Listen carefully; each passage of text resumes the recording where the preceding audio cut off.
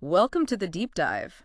You're here, I think, because you want to get a real handle on complex topics fast without sort of drowning in detail. Exactly. And you've given us this, well, fascinating, but sometimes pretty disturbing set of examples. So that's what we're doing here, pulling out the key stuff for you. Yeah, and what we're digging into today, based on what you sent, is this really stark, often unsettling gap between how we see certain people publicly. Especially famous ones or ones with power. Right, and then the darker reality of what they actually did. It really makes you stop and think, about who we trust. Totally. And how much we actually know these people in the spotlight. Your sources cover like a huge range: heroes, charity figures, artists, leaders. With these hidden sides that are, frankly, sometimes horrifying. Yeah, we're talking about people who were praised, sometimes almost worshipped, right? Yeah.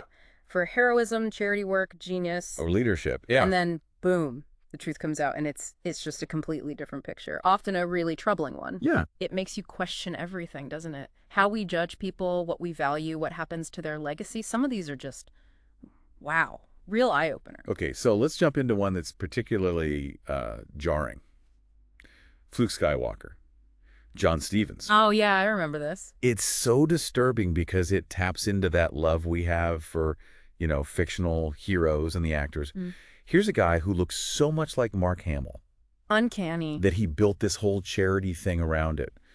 Visiting kids, raising money, using that beloved image for, well, what looked like good. He was huge on Imgur, wasn't he? I remember seeing his post. People genuinely thought he was this, like, hero. Oh, legend. Hero legend. Those were the words used. Using the Star Wars thing for good causes, it seemed. Yeah. So finding out that behind all that, he was involved in CSAM, consumption distribution, targeting really young kids. That's just nauseating. It really is. And the fact that Mark Hamill himself had actually, like, publicly backed his charity work. It just shows how deep the deception went. And then the end. His suicide after being arrested. It's just incredibly dark. It really is. And it points to something we'll see again, I think. Yeah. The more someone seems really virtuous on the outside, Right. the better they can sometimes hide the bad stuff. That image becomes like a shield. Like Jimmy Savile, another one you brought up. Exactly. I mean, here's a guy who raised unbelievable amounts for charity. What was it? Tens of millions? Yeah, the figure cited was $45 million, plus he set up his own $5 million fund. He built this image, this persona, the eccentric entertainer, the big charity guy. Meticulously crafted. And the whole time, just horrific abuse. And the fact that Johnny Rotten tried to warn people back in the 70s. And got banned from the BBC for it. It's just, looking back, it's infuriating. And victims weren't believed at first. He was untouchable. Anyone who spoke out was just, dismissed. There was that chilling quote you included. They knew. The BBC was rotten with perverts. Yeah. That paints a picture of, like, systemic cover-up or complicity that's hard to swallow. And what's interesting there, sticking with the BBC for a sec, is the contrast with someone like Terry Wogan. Ah, right. He was seen as, safe, trustworthy, someone who would have protected people in that environment. Yeah, the reliable uncle figure. It just shows how we latch on to certain people as symbols of safety, while others are, operating right there, hidden by their supposed good deeds. It really makes you think, doesn't it? That outward generosity doesn't mean inner goodness. It can even be a tool. Exactly, a tool for manipulation. How many others are out there hiding like that? Okay, shifting slightly, another disturbing one you flagged, Hugh Edwards. Here, it's important to be really specific, right?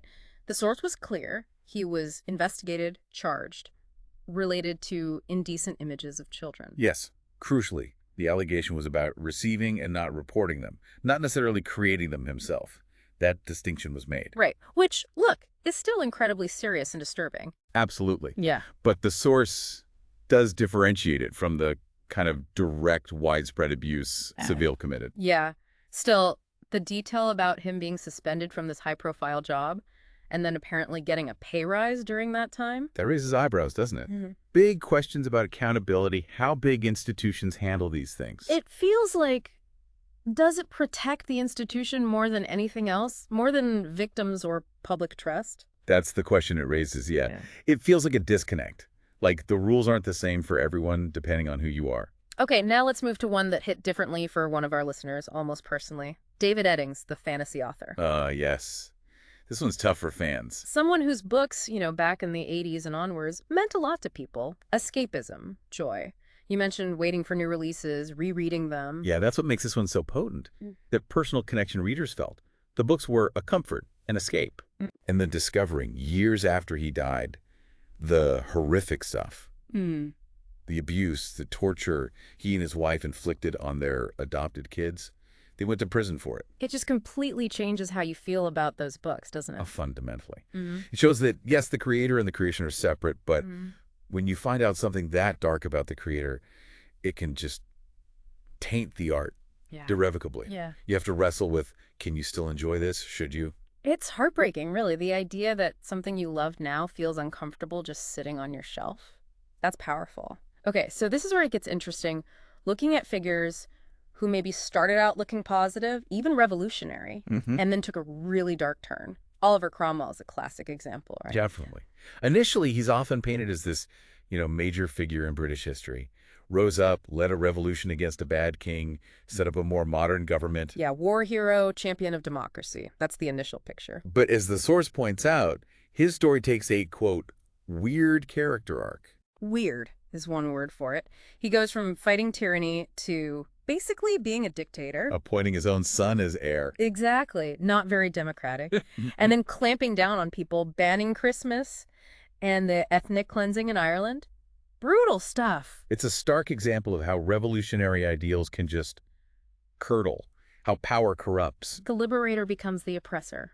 It's a cautionary tale, isn't it? Yeah. Even movements that start with noble goals can get twisted by individuals grabbing absolute power. The ideals get betrayed. And speaking of brutal power abuse on a huge scale, King Leopold II of Belgium. Oh, Leopold, yes. He was a master of PR, wasn't he? Totally. Cultivated this image of himself as a great humanitarian helping Africa. Convinced the world to basically give him personal control of the Congo Free State, all under the guise of philanthropy, bringing civilization. And the reality. Chilling, the calculation behind it. This benevolent mask for the world, while running one of the most horrific exploitative colonial regimes ever. Millions dead. Forced labor, mutilation, murder, starvation. All for rubber and ivory. His personal greed. Yeah. The gap between the public image and the reality is just staggering. It's almost unbelievable someone could keep up that lie while doing such terrible things. Makes you question how much we rely on appearances, on narratives. And how easily we can be fooled by those in power.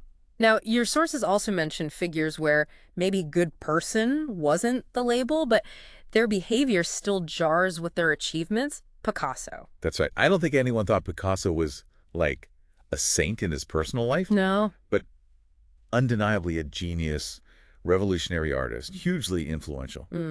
But the source highlights the consistent troubling stories about how he treated women, calling it shockingly evil. Right, so it raises that complex question again, how do we square immense talent with awful personal behavior? Can you separate the art from the artist? The eternal debate. But when the behavior is that bad, it gets really morally tricky. And then Marion Zimmer Bradley was mentioned. Yes. And the source, understandably, didn't go into detail. It's very sensitive, very disturbing, the allegations that came out after her death. Right. So her inclusion is another case where, positive contributions to a genre are now completely overshadowed, reevaluated because of dark personal conduct that emerged later. Exactly. The legacy gets tangled up with these awful revelations. Okay, let's shift to someone contemporary, Elon Musk. You mentioned you were never a big fan. No, not really. But you pointed to the Thai cave rescue as a kind of mask-off moment for a lot of people. Yeah, I think what was revealing there was how, okay, maybe he offered help with good intentions initially. Maybe. The mini-sub. Right. But when the actual expert divers, the ones doing the incredibly dangerous work, said, look, this isn't practical, it won't work here. His reaction. Exactly, to lash out and call one of the actual heroes a pedophile. Yeah. Baseless, offensive. Just shocking and totally uncalled for. This guy was risking his life. A world expert in cave diving. And Musk uses his giant platform to smear him because his idea got rejected. It says something. The source author was surprised the diver lost the lawsuit, making that point about suing the super rich. Right, a cynical but maybe realistic take. And connecting it back, the source suggests this wasn't just a one-off bad moment. Part of a pattern. It's a pattern, yeah. Needing attention, validation. The examples given, like allegedly boosting his game stats to brag, the fake Twitter account praising himself. Right, right. It paints a picture that's miles away from the early image, wasn't it? The cool, trendy, save the planet guy. Yeah, that gold-plated surface, as the source put it, started to peel off, and now you hear accusations of him being, like, authoritarian, even fascist. It's a dramatic shift in perception, showing how quickly things can change when those cracks appear. It really is. Okay, and then Mother Teresa, for so many, she's basically a saint. Almost universally seen that way, yes. But your sources brought up criticisms, this idea of encouraging blessed suffering. And urging poor people to have more kids they couldn't support. It highlights something important, doesn't it? Even figures hugely acclaimed for humanitarian work aren't necessarily above criticism. No, there can be legitimate ethical questions about the impact, the consequences of their actions and beliefs. We need that critical eye, even for revered figures. Definitely. Okay, finally, Benjamin Netanyahu. Viewed by many in Israel and elsewhere as, a major historical figure, even a hero. A significant figure, absolutely. But the sources you provided offer the sharply different view. Malignant narcissist, potentially moving towards psychopathy. Yeah, this is obviously very complex, very politically charged. The source paints a picture of him becoming erratic, self-serving, maybe believing that harming many could serve some, questionable greater good. It's a disturbing assessment. Very. And it's crucial, as the source notes, that even with these serious accusations and protests in Israel, he still has a lot of support. Right, it's divisive. And the mention of rhetoric bordering on anti-Semitism adds another layer. The source was careful to say the previous U.S. administration's support for Israel wasn't anti-Semitism itself, just supporting Israel. Right, important clarification. It just shows how wildly different perceptions of current leaders can be. Absolutely. Deeply divided. So wrapping this deep dive up, we've covered a lot of ground, centuries, different fields, pretty unsettling stuff at times. But that core theme keeps coming back. This massive, often disturbing gap between the public face and the private reality. And it makes you ask, how does this happen? What allows these facades to be built and kept up for so long? Yeah, psychologically, societally. How can people do terrible things while everyone thinks they're great? And what role does power play in enabling it or hiding it? Exactly. What makes us want to believe the facade? Why do we tend to idealize famous people or leaders? What does that say about us? It really just hammers home how important it is to think critically, doesn't it? To look beyond the surface, especially with people who have a lot of influence. Yeah. Always remembering there might be hidden complexities, shadows beneath even the brightest public image.